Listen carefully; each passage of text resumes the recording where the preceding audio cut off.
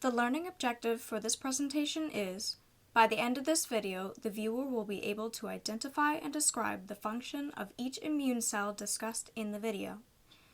Cells of the immune system all arise from the same type of cell, the hematopoietic stem cell. This stem cell can divide into common myeloid progenitors and common lymphoid progenitors. The common lymphoid progenitor divides into lymphoblasts, which divide into lymphocytes, one of which is the natural killer cell. These cells make up the special armed forces of the immune system. They have perforin, which acts like bullets, and granzymes, which act like grenades. They are very important in the prevention of tumors. Another type of lymphocyte is the T cell, which differentiates into specific T cells. The helper T cells are the policemen that are in charge of coordinating immune responses. Antigen-presenting cells give these guys information in the form of broken down antigens, which are foreign substances such as pathogens. Then these cells give orders in the form of cytokines. Another type of T cell is the cytotoxic T cell. It recognizes when another cell is infected with an intracellular pathogen, like a virus. This T cell will then shoot perforin and granzymes into the infected cell to kill it. The last type of lymphocyte is the B cell. They act as a kind of spy, like James Bond. This cell spends all its time searching with these cell surface antibodies for one particular antigen. Then, when he finds it, he reports back to a helper T cell. The B cell will divide into plasma cells when this helper T cell tells it to, using cytokines. The plasma cell produces antibodies which act like little tags, marking enemies for death by other cells such as natural killer cells and antigen-presenting cells. Helper T cells can't even see most pathogens without the pathogens first being broken down by other cells.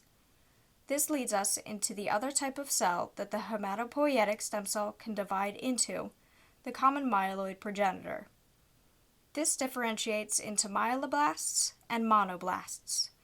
The CMP also divides into red blood cells and platelets, but we will not be going over those since they are not technically immune cells. The myeloblasts differentiate into the most well-known white blood cells, the granulocytes, one of which is the neutrophil. This guy is running because these are the first cells on site when the skin is broken. These cells eat foreign objects, such as bacteria, by phagocytosis, and then break down the foreign objects. These cells keep eating and eating bacteria until they die or explode. Another granulocyte is the basophil.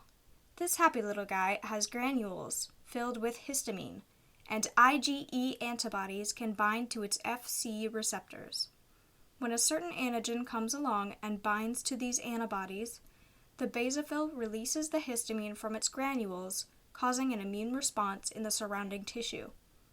The other granulocyte is the eosinophil. As you can see, these cells kill parasites like little worms. It does this by phagocytosis, or cell eating, or more often by releasing cationic proteins from its granules. It has receptors for IgE antibodies that it can use to detect a particular parasite. The monoblasts form antigen-presenting cells such as monocytes and dendritic cells.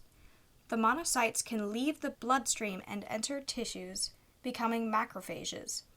Macrophages move around in tissue to find, catch, and eat pathogens. Here's a little pathogen trying to escape, but the macrophage will catch it eventually. One type of dendritic cell is the follicular dendritic cell, which occupies organs such as lymph nodes and the spleen. As lymph travels through these organs, the cells will grab onto pathogens like these guys with its octopus-like cellular extensions. Both of these cells consume antigens and grind them up so they can be presented to a helper T cell. The helper T cell tells the B cell to produce antibodies, causing a sequence of reactions until all parts of a particular pathogen are gone from the body.